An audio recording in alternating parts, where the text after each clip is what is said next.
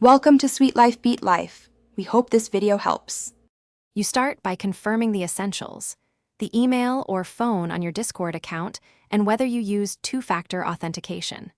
Once done, open a device where you've logged in before because saved sessions or remembered browser's speed recovery. Make sure you can receive codes at that email or phone.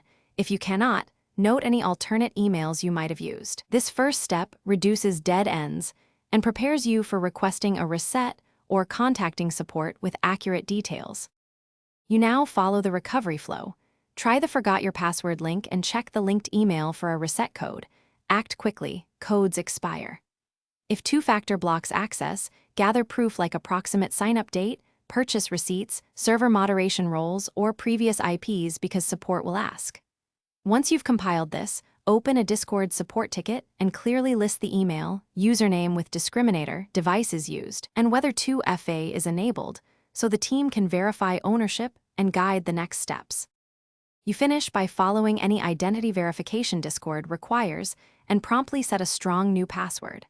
Once back in, re-enable or reconfigure two-factor authentication and store recovery codes somewhere safe so you avoid repeat issues. If you don't regain access, try the troubleshooting tip.